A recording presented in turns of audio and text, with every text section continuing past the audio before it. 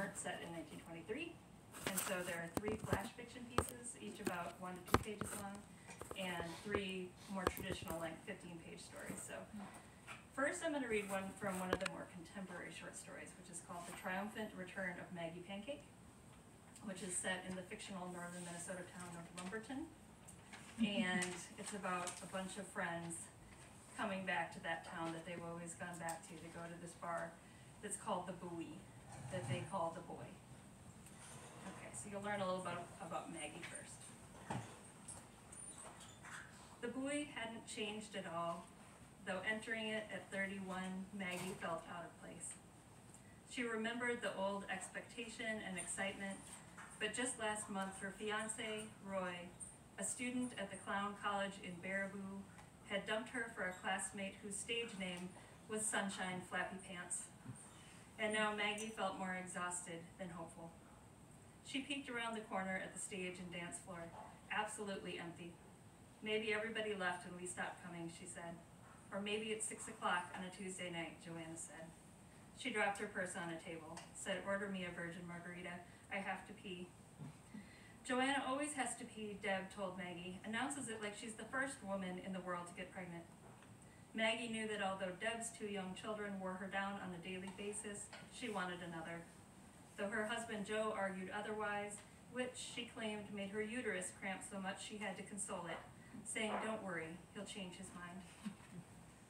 Maggie walked to the bar and placed their order, while the bartender shook the virgin marg, pulled a grain belt for Maggie, and mixed a Long Island iced tea for Deb. The 2 guys lifted their heads and stared at her as though they were deer, and she a forest intruder. Men did that a lot, Maggie thought, stopped their grazing and conversation to look at a woman, with no sense that it wasn't polite to stare at a stranger, especially at close range. Her body shifted in response to their eyes. She sucked in her gut, rolled her shoulders back. Earlier tonight, in her old bedroom at her parents' house, which had been turned into a craft room and was filled with her mother's slightly creepy, multicolored velour teddy bears, she liked the idea of appearing hot, on the loose with her longtime friends. "Don't you look beautiful," her mother had said before Maggie left the house. "Dan, honey, look at our Maggie Pancake." Her parents, high school sweethearts, believed the world was good and just, and their daughter a brilliant and lovely go-getter. In the face of their unrelenting optimism, Maggie never had the heart to share her disappointments with them. Kids in school had called her Maggie Pancake in honor of her non-existent chest. But to this day, her dad believed she'd earned the moniker in a blueberry pancake eating contest. 3 weeks ago, when she'd called off her wedding, she'd considered telling her parents that a batch of contaminated face paint had caused Roy to forget who she was. She'd imagined them shedding actual tears for poor Roy, and never once questioning her story. Instead, just this one time, she broke down and told them everything. The unnatural beauty of the clown named Sunshine, the way Roy's weekends were suddenly always booked with children's birthday parties, how she waited for the clown car to arrive at her door, later and later on Saturday nights, until one night it didn't come home at all. After being jilted, Maggie knew she could use some positive attention, but there was something about these guys, eyes that didn't require her consent or participation. "I don't care what you think about my ass," she thought. She stared back at them, her mouth set in the disapproving teacher look she'd cultivated over the past 5 years at Milwaukee's Grover Pond Elementary. The 2 men laughed, said something under their breath, then raised their drinks to her. The big hairy one looked like a toad, or a bear, a toad bear, and the other, the dark-haired skinny one with the leer, a mongoose. Not completely freakish, she supposed, not animal men. 10 years ago, they might have been the kind of boys she and Deb and Joanna, and Josie too, would have rubbed up against on the crowded dance floor, would have kissed after too many drinks, so tipsy they could barely stand, before they were pulled out the door by whichever bored cohort had drawn the DD straw. But then again, 10 years ago, these men would have smiled at Maggie and not relied on grim tractor beam stairs to draw her in. Okay, so that's Maggie's world, which gets a little wilder after that. Okay, thanks. Okay. I got my water. begin kind of in the beginning middle of Hoist House 2, which again is going back about 100 years in time. It was really fun to research this because it was set near where I grew up, but completely different kind of scenario. So, some things you need to know. The narrator is 14-year-old Sadie. Her brother Carl is 16, and he has just committed kind of serious transgression against her, which has been found out. He's been punished. Sadie's not quite sure he's been punished enough, and that's where this starts. Some other things you need to know. Isa is the name for dad in Finnish. Aiti is mom, and Lumi's their little sister. Okay. Also, there's a little bit of swearing and scatological humor in this section, so should that offend you, I won't be offended if you can handle it. Okay. I did small things first. Pulled a button off Carl's best shirt. Took Aiti's shears and cut a hole in his new cap. Emptied his snuff onto the ground for the chickens to eat. At first, that was enough, and I felt a rush of excitement punishing him. But Aiti sewed on another button, the hole in his hat too small to matter.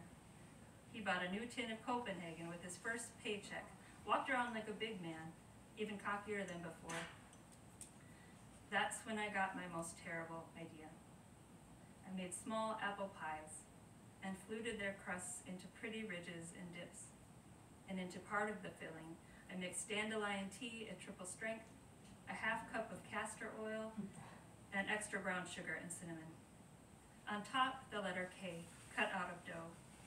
On the other 4 pies, the ones I hadn't tampered with, I put an L for Lumi, I for Isa, A for IT, and an S for me. We ate the crusted pies, still hot and steaming, that same night. "What'd you put in here, Sadie?" Carl said. "Too much of everything. Did you pour every jar in there?" "Don't eat it," I said. "Oh, I'll eat it," he said, and he made a big show of licking his plate when he was through. But then he grimaced and quickly poured himself another glass of milk.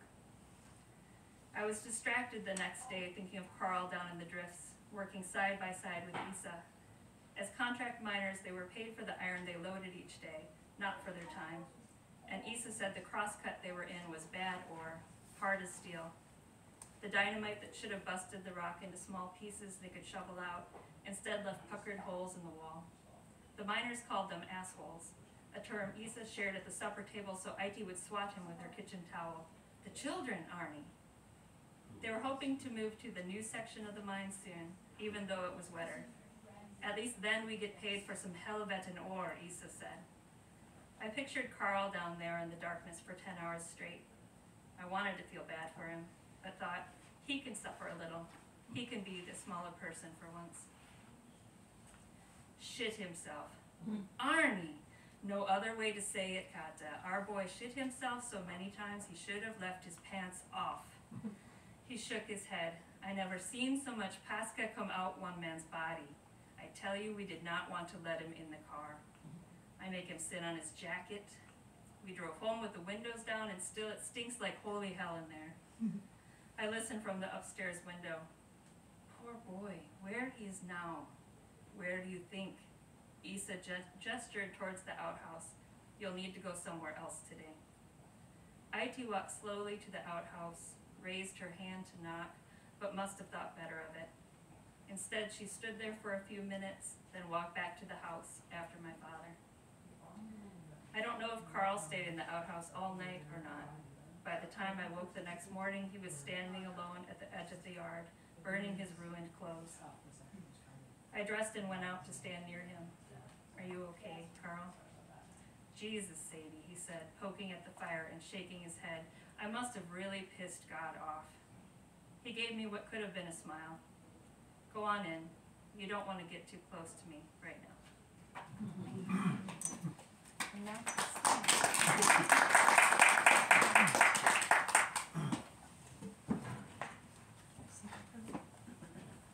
Thanks, Jenny. Yeah, like I said earlier, Jenny and I, we had the same publishing house. It's really cool. And same launch party. It was great. So it's been a pleasure to know Jenny over the past 10 months. Yeah, cool. So I'm going to read, just like Jen did, from 2 stories, about 3.5 minutes each. I gotta get the water too. Yeah. Thanks. Can you hear me all right? A little louder. Is this on? Oh, yeah, that's better. Yeah, I can turn it up. I gotta drink water. I've been talking all day at work this morning. What's that? How's that? Mm-hmm. Thanks. So this story is called Yard Mary. Appears right in the middle of, and I'm just going to read, starting from the beginning, so you don't need to know anything. This book, kind of dark, gothic, literary, speculative fiction. No 2 stories really are alike. There's second person, third person, first person narratives. There are male narrators, there are adult male narrators, there are children narrators, there are women narrators. And this narrator is also different. Excuse me. Yard Mary. Sometimes our moms took us along when they went to work for our dads on the other side of town, scrubbing toilets and folding underwear. That's where we learned about the Yard Marys and the sacred naming ritual. Yard Marys sprouted from the lawns over there, 1 per yard. Most were made of porcelain or some kind of glass. Some grew from cement, and others were said to grow from plastic. I never saw one of those, but it really didn't matter. Our other sister's family was very proud, and they all submitted to their holy Yard Marys, morning and night. The Yard Marys eventually named the children born into the homes they watched over. Sometimes it took years. This surprised us at first because we thought something like a naming would happen right away, like it did with us on our side of town, at birth. These other sisters' Marys gave them beautiful names like Delilah and Penelope and Basima and Jamila. On this side of town, our moms gave us names like Gert and Donda and Babali and Dot. I'm Dot. Mom says it's short for Dorothy, but everyone calls me Dot. My other sisters lay on their backs at the feet of the Yard Mary as the sun rose and the sun set to wait for her to drop tears.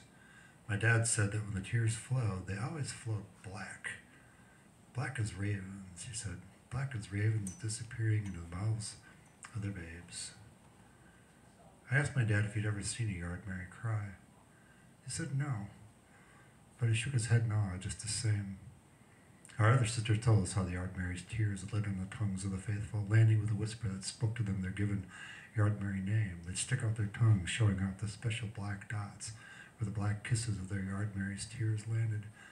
They strutted around, all snotty and superior, fresh alabaster skin aglow, whenever we visited our moms. Until then, the other sisters' skin seemed pale, their eyes deep and sunken with dark streaks beneath. I think the name waiting kept them up all night. Or maybe it was the fear of fear of ending up but never named. It was hard to know. There were no Marys in the yards on our side of town. Instead, we had spindly trees and houses that flaked paint. The trees bore no fruit but were rather thick with plastic shopping bags that rattled in the top branches. The plastic bags sealing to darken our yards year-round. Older bags gathered rainfall and dew that leaked a constant dingy drizzle during the warmer months. These bulging bags turned into solid blocks of ice in the winter and snapped branches when the wind blew hard. The frozen bags came down like anvils, and the paint chips gusted all around the yards in coils like leaves in the fall. The trees were put here to snag plastic shopping bags before they could blow out into the ocean. None of us had ever seen the ocean. A man from the city came by before all the tree planting started and showed photos of water with an endless wad of plastic floating on top. He moved the tip of his finger slowly to show which was the ocean and which was the plastic. His fingertip rested on the image of a plastic bag barge. He said it was already twice the size of Texas. 3 times France, one of the men wearing a dark suit said next to him. He looked at each one of us to make sure we all heard. He seemed pretty excited, like someone does when they're telling a juicy secret. He pointed at a pamphlet in his hand. Our yards, our oceans.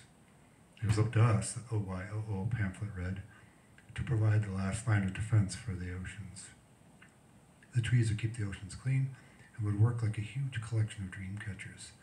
Except that these trees would catch plastic shopping bags instead of the things we could dream about.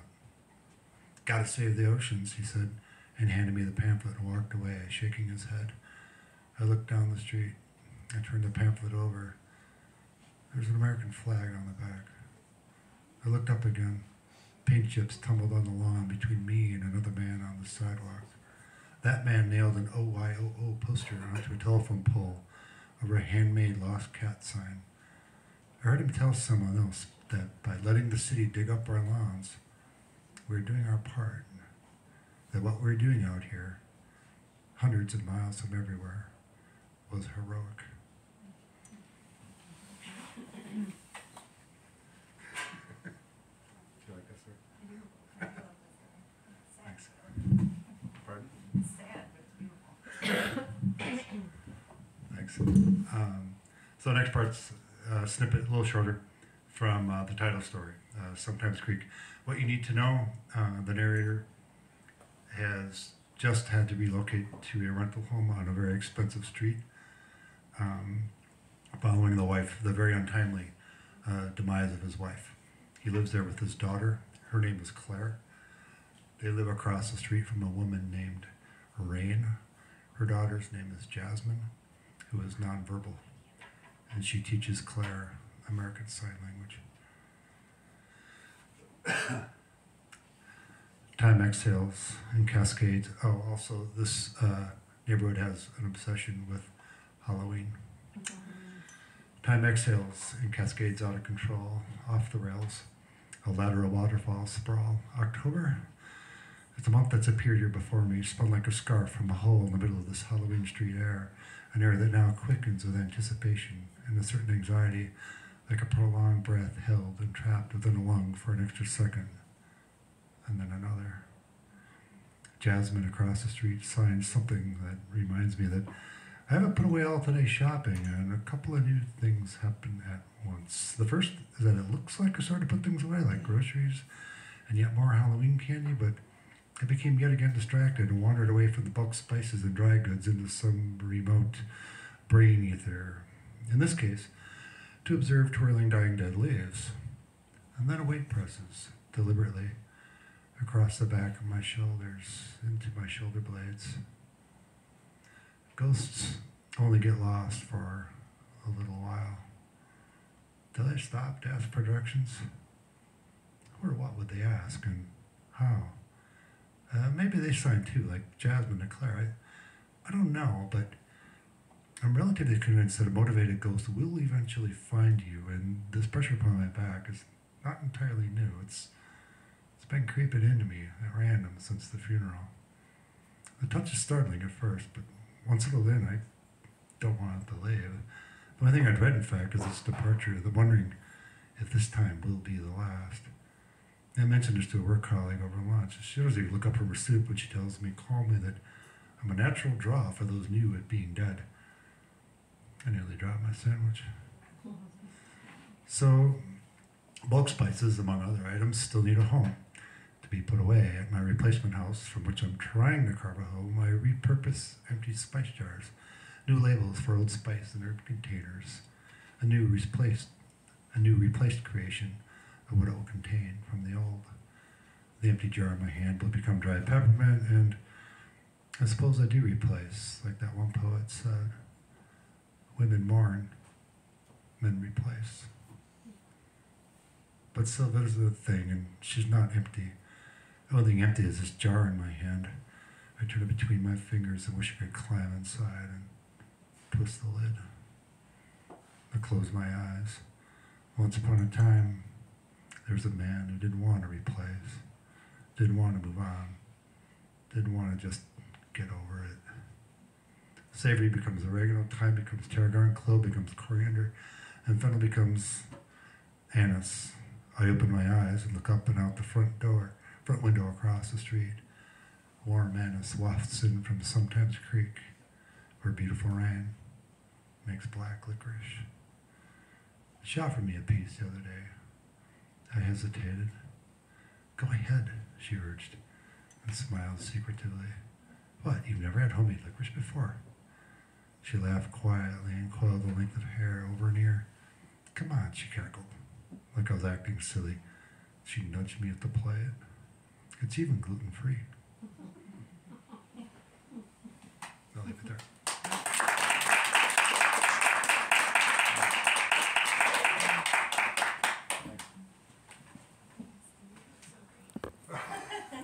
Thanks. You too. Oh, we need a microphone. Yeah, we do. Alright, maybe I should start it out then. You want? Sure. We mentioned we're pressmates, and I've heard Steve talk a lot about why getting published with a small press, which maybe some people think, oh, that's too bad. You published with a small press, not one of the big ones, the agents in New York, but I know for Steve and I it's been really an amazing experience, so do you want to talk about that first? Sure. Yeah, publishing, this is traditional publishing, has changed a lot, it's not self-publishing, but you have a lot more access to what happens to your book. For one, the cornerstone was asking for collections of short stories from the Midwest. That just doesn't happen, or for writers who live in the Midwest. Usually you have to publish a novel, and then you need to maybe publish another one, and then you can come up with a collection of stories. And then to do all that, you'd have an agent. That's actually what I was thinking, was like, okay, I'll think of a novel to write. Meanwhile, I'll write some short stories. Maybe they'll get published, because it helps if you're trying to get an agent. Like, look what I've done, and you've got some acumen, right? And maybe win an award. And it turns out I did win an award. It's just a year of batting 0.00, years and years and years. And finally, like, the first thing I got published was a pretty big award. So it's kind of a quick start after a lot of work. And then a couple of write-ups happened, and then Cornerstone Press got a hold of me. Again, a publisher just doesn't call individual authors and talk to you. But a lot of things happened, like the layout of the book. I didn't really like how the back was laid out. The cover that they designed, so they designed it for me. And the covers that they came up with were nice, but they weren't really landing for me. And so I got to speak to the woman designing the book cover and asked her what images from the book really struck her. And so she'd read the book, and she just immediately said The Staircase and The Butcher's Ghost. And I said, The Butcher's Ghost is a short story in this collection. And I said, I got a photograph of that. And this was actually taken from the top of a bluff in Hudson, Wisconsin, looking down these enigmatic stairs that just come out of nowhere. The 6th Street ends. It's like someone just took the bluff and set it on top, and the stairs go up. So I sent her a few photos of that, and she gave me this. She reversed it out, a little bit of a speculative feel. It was very cool. Other writers' experiences with big press, they have no input. There's a writer whose book went out and had a canoe and a man and a boy on a lake, and there's no single scene in the book where there's a man and a boy in a canoe on any lake anywhere, in any part of the book. So it's just things like that. Do you want to add more? Sure. It's been a good experience for you too. Yeah, it's been great. And it actually, maybe this says something about my nature, but I was actually a little suspicious because it seemed too easy and too nice. It wasn't, one of my teachers in my MFA was the fantastic writer Bonnie Jo Campbell, and I was getting my PhD after that and teaching a lot and adjuncting and not making any money and not having any success selling my book yet, and I contacted her and said, I know it's been a while since the MFA, but would you be like an extra reference for me just in case I get a job interview? And she said, of course. Will you write about the experience of teaching one of my stories in your class? Because I had already done that. She's like, these wonderful people, some of whom are here, are doing an anthology talking about Bonnie's work, both critical essays and teaching essays. And I said, of course I will do that. So over the course of a couple of years, I worked with Lisa DeRose and Ross Tangadal and Andy Oler, and they really taught me what it took to get an essay ready for publication, which I had a lot to learn about that too, academic essay. but I had already been aware of Cornerstone Press out of University of Wisconsin's Stevens Point before, but then I figured, oh, he's one of the editors, that's too awkward, I can't send him a manuscript. That's wrong. It has to be someone who's never heard of me, far away from where I'm from. I can't do it. And finally, when I moved to Wisconsin last August, I just said, okay, I think this fits what he's looking for. I'm gonna send it anyway. He can tell me no, I can be embarrassed and never talk to him again. And he got back to me within a week and said, yes, I love this is great, let's do it. And by the way, is it okay if we do a super short thing? I said yes in October and it came out in February, which is usually a year or more. So it was wild, and it didn't require suffering in the way I was used to. So it seemed like something I should look at suspiciously. But from the very beginning, Ross and his crew is a teaching press, which is really amazing, one of the few in the country, where students actually write to you and say, here's where I think your comment is wrong, and you get to argue with them about it. And they help design your cover, and they work on every part of it, and it just was a magical experience. As a teacher, it just felt like such a great thing to have my book be part of their learning. Felt like a very meaningful thing to me. And it's just always felt pretty wonderful. Yeah, and the quality of the book, I've gotten so many compliments just on how the books feel, and I never really given that a lot of thought before. Just a good weighty paperback book. They're printed in the United States. You get actually right across the street in Stevens Point. So I can email Ross and say I need 50 copies of the book. Ross Tangendahl is the head of the publishing house. I need 50 copies. Great, give me 2 weeks, and I can drive to the Point and pick them up. You cannot do that with a big publisher. They go to China and it's on a boat, and you got to get 1,000 of them minimum, maybe more. I don't know. Yeah, I think that's it. So just a plug for things that are other than maybe you thought, but the right fit, serendipity and all that too. Yeah, let me ask you about your work then. Sure. There are too many things to ask about, but I mentioned to my sister has a house in Crosby, and so Crosby is mentioned in the novella Hoist House. I guess first I was going to ask why Hoist House for a title, but also I didn't realize Crosby is part of what I consider the Iron Range. And I said, does it go that far south? And she sent me like a stack of text. Oh my God, a restaurant's themed after it, all this stuff. How did you not know this? Just went on. I'm like, I'm not from there. I said, I'm going to be reading with a woman who wrote a story about Finnish immigrants 100 years ago. Well, how old is she? I'm like, not that old. She did her research. So the questions got to do with research, how that impact your narrative, and even the dialogue. Is your dialogue, people say you don't want to ruin a good narrative with dialogue, but your dialogue does a lot of work. Thanks. I think. Thank you. Yeah, I didn't grow up in Crosby. We played them in basketball, but we were just a little bit more in the tourist area, just out of the Cuyuna Range, which is, a little different range than maybe the one you're thinking of, just, north and east of there. But the idea for this started because I wanted to write about the place I was from. I was living away from there. I was feeling a little in exile, as some of my parents' friends here know, how important that place was. And when I started reading into history, I just kept reading about how wild it was back then. The first communist mayor in the whole country was in Crosby, Minnesota, which is now probably one of the most conservative places you can go. And just seeing how many people from how many different nations were together, speaking, figuring out how to speak English together, way under the ground. And the wildest people by ethnicity that kept being in really bad stories, ne'er-do-well type stories, were the Finns. And I'm like, my grandpa is half Finnish. Maybe I have an in here to find out some more. He's a St. Paul boy, so he was very offended by this question that I thought he would know about it. I'd ask him questions like, Grandpa, what kind of Finnish food did your mom make? We ate American food, like everyone else, And I'd ask him, tell me something in Finnish, and it'd be Abu Husumia. I don't speak Finnish.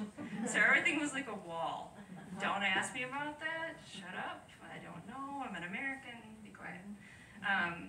But the more I read, I was like, there's just something really interesting here.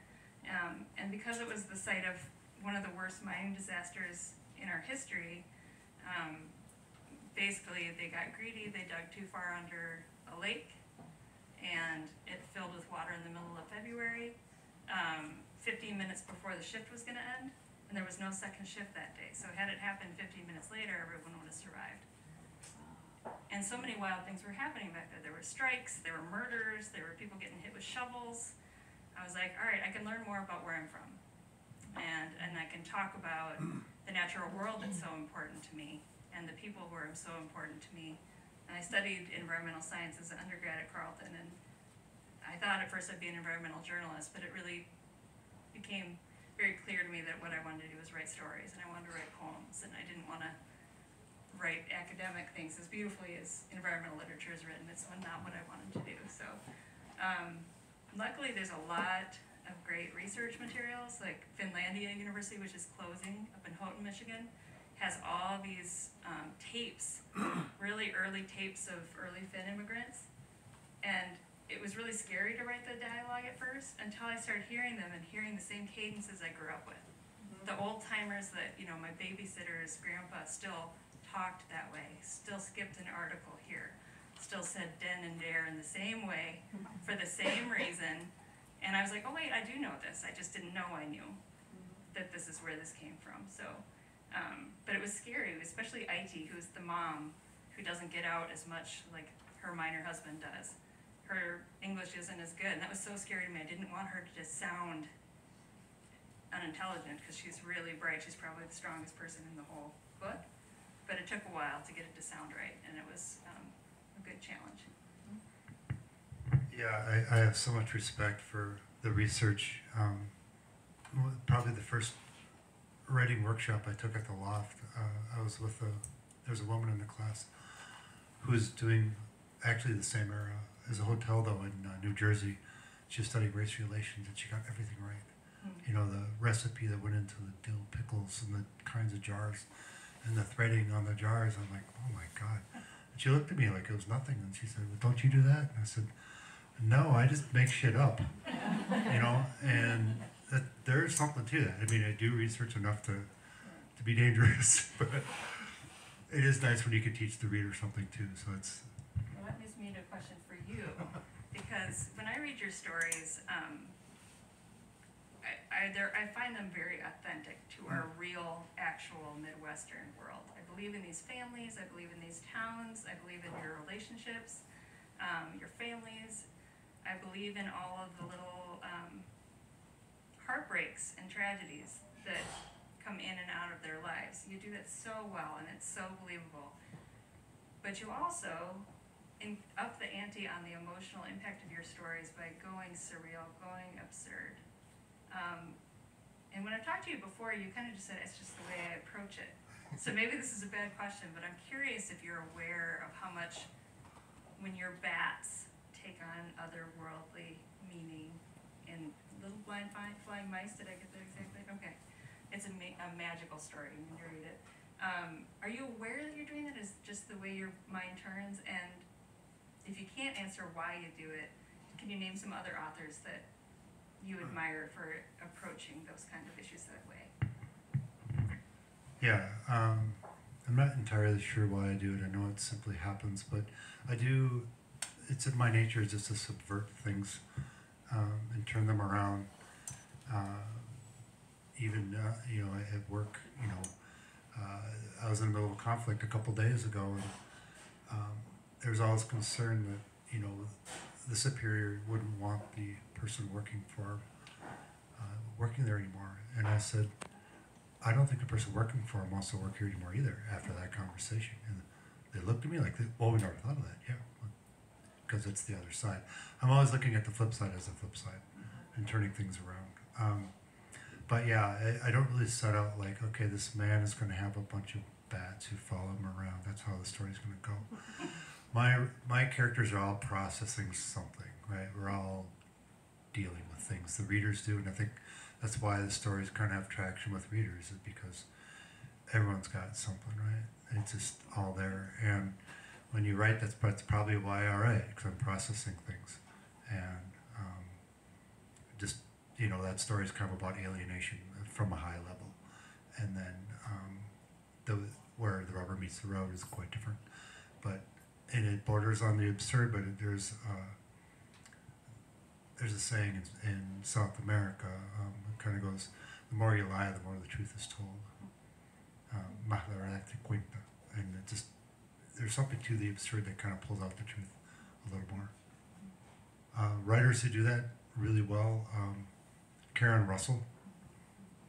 If her stories would be terrifying if they weren't so disarmingly hilarious. Kelly Link a little bit. Even Shirley Jackson is really funny, but known for horror. But horror requires humor. Yeah, and you do that so well. Matthew just let us know we're at the portion where if you all have questions, we'd love to hear them. No question is a bad question, so. You can just stand up and say it, or if you'd like to come up to the mic. I don't think it's long enough to reach. Anybody? Greta? No, I'm sorry, I'm not gonna actually call all people. Yeah, Ellen. I was reading Sexorama with great interest, this person who used to hang out at First Avenue long ago. And, you know, I'm from Minneapolis, and everybody in Minneapolis has a Prince story and a First Avenue story. So I wonder if you have a First Avenue story. Okay, so the first story in the book, much to the worry of a lot of my more conservative relatives, is the story called Sexorama 1993. And it is based on a real event that I did attend At First Avenue? at First Avenue. I am not in the story. I didn't do any of the things in the story. I didn't meet Prince. None of that happened.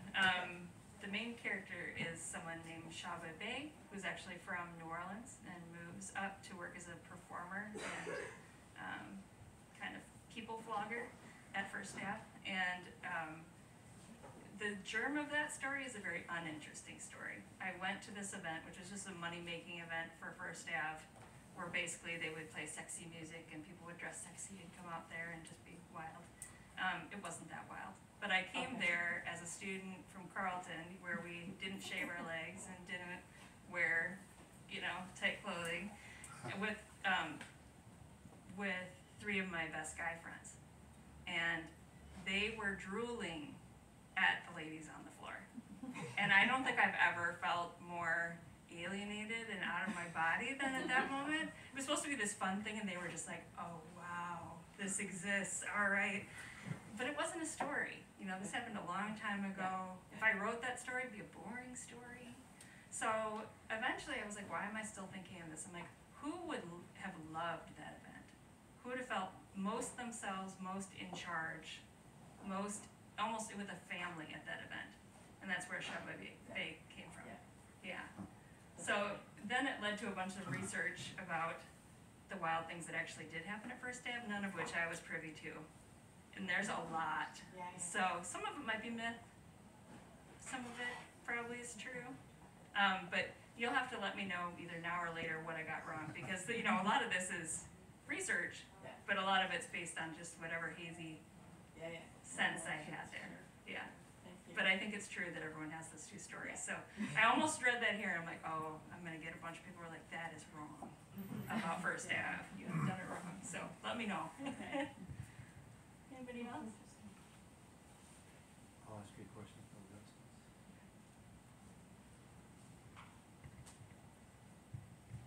No other questions? Going once, twice? All right. To what extent do some of your stories beget other stories?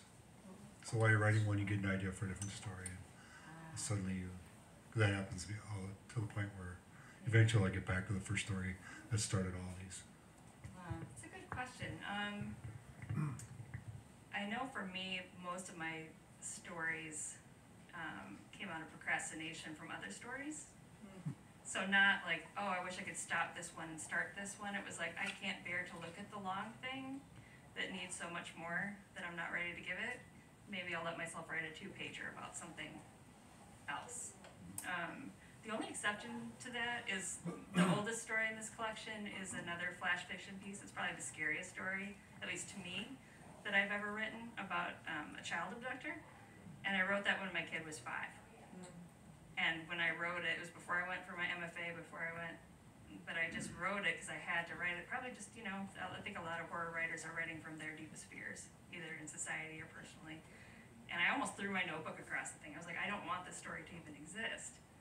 But it was a way of dealing with things that were scary in the world. So that was maybe a different origin story. But mostly it's just been, I get the most done as a procrastinator by having many things that I should be working on. And then letting myself work on the one that I don't want to work on. And eventually everything gets done. Cool. Yeah.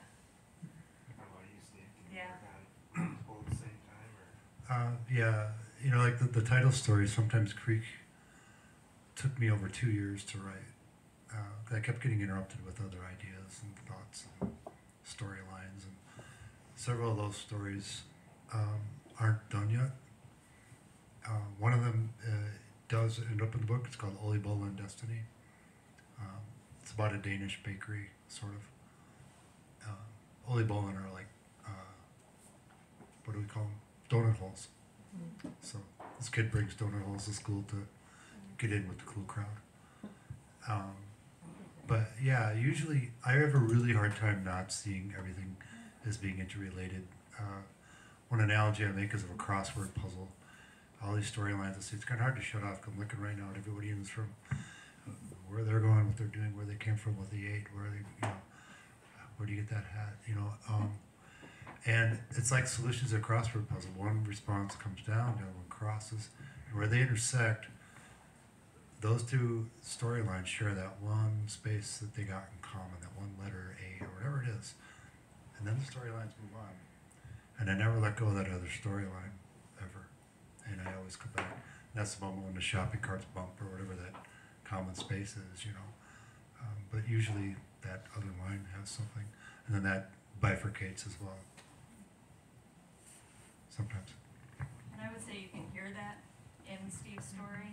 You sense the observer, and maybe even if you have different tones, different pacing, I kind of always see that person who's making those lists, which is a really cool thing, especially since you do change point of view and really expand your. Yeah, thanks. Yeah, I like multiple points of view. I've got a couple of stories that are the same story told by different narrators. It's in the next collection that's coming out. So. Hey, maybe just a question, because neither of you really mentioned that you write about your own experiences. You mentioned, tangential experiences, and you build on that. And but like, I know Steve and some of his stories. Like, I see things in your stories, Steve, that I know are like an experience in your real world. Let's say like Crazy Halloween. Okay, I know there's a real world, that's a real world thing in our neighborhood. Are you guys conscious as writers when you're putting those things into your stories, or is it subconscious that they end up there? I'm just curious how that works. We had about 2,000 kids for Halloween at our house this year. Oh, nice. Yeah, and that's down from last year. Well, because I had about 2,500. So Yeah, your site's His small. house is cooler, and so there's it's like theme parks. One of my son's friends came from this school, and he doesn't live in Hudson. He said it's like a theme park. Every house is a theme park. But so to answer your question, Rob, a little bit, yeah. I don't really have an outline for my stories, and if I don't have something to keep the car on the road, like guardrails, they just kind of go all over. It's a very spontaneous, impulsive experience, very subconscious. I kind of enter a fugue. So with the case of Sometimes Creek, I took the advice of a lot of writers, but one of them, Chuck Palahniuk, wrote Fight Club. He says, set a clock. So I literally put September, October, August, September, October, Halloween. Like, I got to get to Halloween somehow, and I had them in bold, and they actually became part of the story, because that part I read October, that was like the original thing I wrote, and then farther on it's like day zero. So that was pretty conscious, but otherwise, no. There's one story, Oliebola and Destiny, that I just mentioned. That's based off a dirty look I got from a kid when he was 15. and I just invented the whole story all around it. So, Yeah, and for me, I don't write nonfiction. Maybe some of my poems are a little raw, like very honest explorations, but usually those are pretty abstracted. I definitely belong to that club of people that maybe met among my people in northern Minnesota, where if you get too close to direct emotion, you might have to disassociate and die. So, but I'm interested in emotion, and I want to know why people do what they do, and I want to understand tragedies and humor and everything. So for me, it just comes down to, Emily Dickinson, tell the truth but tell it slant. I can only get to it if I go slant. So I will notice when I'm done with the story that, that character who's exactly opposite from me is working out the same thing that I'm working out. Or maybe their mom is part of a group of women who skimp on themselves and put money in cards for all the young people as they're going out. But if I wrote about my mom, I'm crying thinking about it right now. I'm like, I can't write that right now. Like in a letter to her, I would write that to make her cry.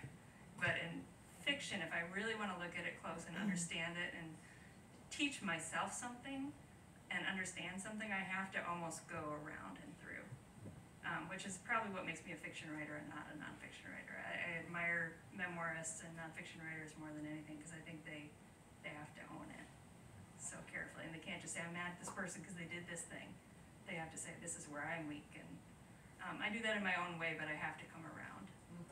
But at the same time, like, even if I'm writing characters or attempting to write characters who have completely different experiences than I do, you're gonna see where my weak spots are, where my blindnesses are. If I don't know something, if I don't understand it, and you do, you're gonna look at it and say, you got that experience wrong. The Cher Bebe character,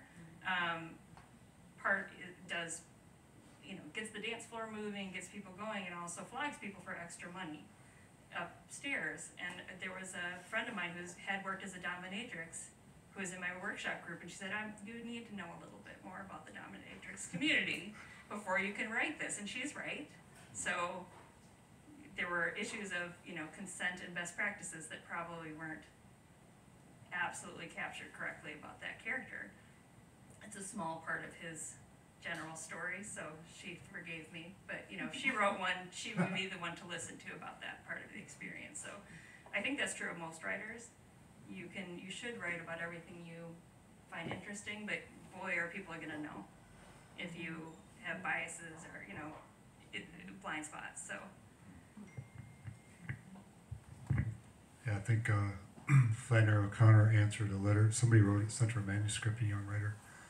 And she said, you appear to be addressing your subject matter in a very direct way. And I was like, the only nice ways you could say it. You gotta, too on the nose. I don't think she had that expression back then, so she couldn't say it. Right. Yeah, I have to trick myself into learning things, so that's just how I learn. Yeah. Anybody else? Questions or anything? Well, thank you so much. What a crowd. Jenny, is your poetry published anywhere? Individual poems are. I haven't published a collection, but Okay. yeah, in places like, I'm trying to think, online there's one in something called Autofocus, Okay. and it's kind of a long title, but it's called Circle Lake November. Is there a link on your website? Yeah, and I can write it down for you too, Okay. but yeah, Dunes Review I've published in, like, the University of Minnesota used to have a magazine called Dislocate that I published upon. They did such a beautiful job. I don't think they do it anymore, but Okay. yeah. So I had to pick poetry or fiction when I went back to school, and I chose fiction, but I started out publishing more poetry. So now I jealously look at the people who got their MFAs in poetry, and I don't think my husband's excited about me going back for a third degree, so we'll just have to do it on my own. Come on, man. Yeah. Oh, thank you so much. And thank you, Matthew. Thank you, Matthew. Thank you, everybody, Magers and Quinn.